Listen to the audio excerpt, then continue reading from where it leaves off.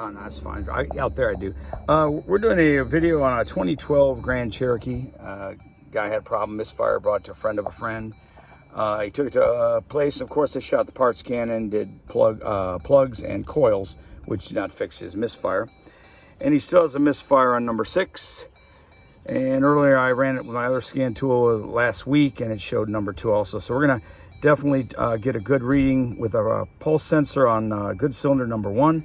And then we're gonna check number 6 to see what we got going on with the pressure sensor. So, all right.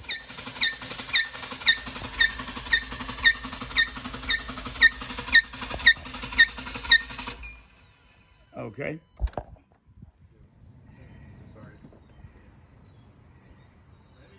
Yeah, you don't need the brake, just put the pedal to the floor. You might. Yeah. Okay. Go ahead.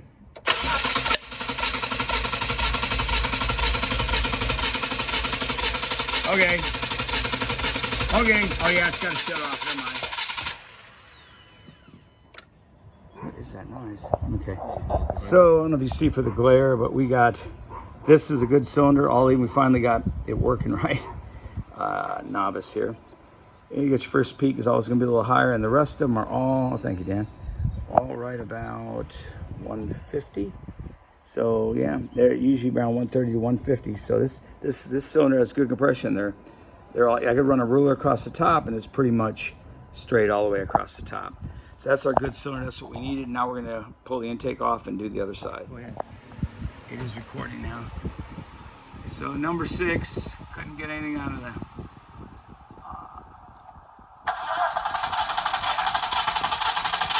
Yeah, you got bad valves for sure. Okay, side, you gotta shut stuff off to push the start. Yeah, that's horrible. What was the compression level? First video, there's the crack in the valve right there. You can see it. Yep. Now we're gonna try to get a better look at it, but we definitely got cracked valve. Yeah, there's a little bit better picture of the valve right there. You see it with the glare. Yeah, he needs the head. I knew it. I hate to say I knew it, but yeah, it was definitely, that's a huge crack. That comes apart, you're gonna have a total engine failure, catastrophic failure. Quick little discussion about the video. It's kind of jacked up video, but we did the best we could. Friend of a friend's come to me, said, you know, he had this misfire number 6 cylinder.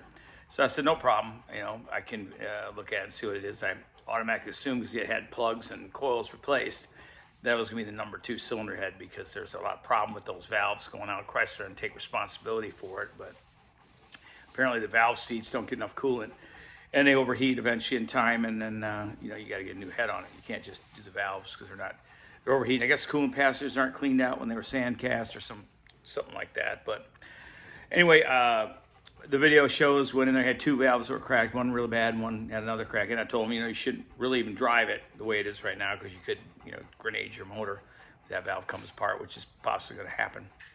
So he has to use it for now for working, and he's going to go ahead and order the head and everything. I told him, get it from the dealer, get a new head there, a new revised head. Ends with an AH, and the part number means it's been revised. Apparently they got whoever was cleaning out the heads in Mexico to get all the sand out this time, or whatever the heck the problem was in those first heads.